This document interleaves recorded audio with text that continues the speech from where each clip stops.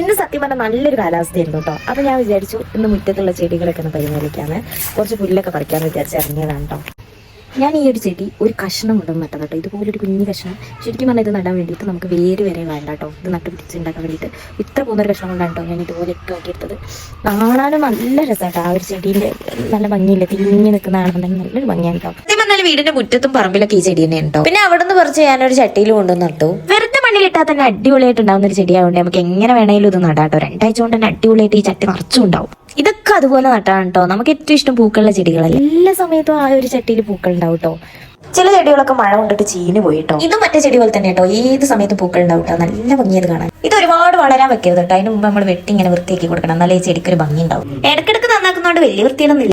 എന്റെ ചെടി പുഴുക്കളൊക്കെ തന്ന് നശിപ്പിച്ചിരുന്നു കേട്ടോ. അപ്പൊ ഒരാൾ പറഞ്ഞെന്ന മരുന്നാണ് കേട്ടോ. അലക്ക് സോപ്പും പുകയിലയും കൂടെ മിക്സ് ചെയ്തിട്ട് സ്പ്രേ ചെയ്താൽ മതി. ഇങ്ങനെ സ്പ്രേ ചെയ്യാൻ തുടങ്ങിയപ്പോഴാട്ടോ എന്റെ ചെടി ഇത്രയും ഭംഗിയായത്. കുറെ കാലത്തിന് ശേഷം വെയിലുണ്ട്. ഇപ്പൊ ഭയങ്കര ക്ഷീണം കേട്ടോ. സത്യം പറഞ്ഞാൽ എല്ലാ ഭംഗിയാണ്. ഇപ്പൊ നല്ല ക്ഷീണം തോന്നുന്നുണ്ട് കേട്ടോ. പക്ഷെ ചെടികളൊക്കെ കാണുമ്പോൾ ഒരു സന്തോഷം.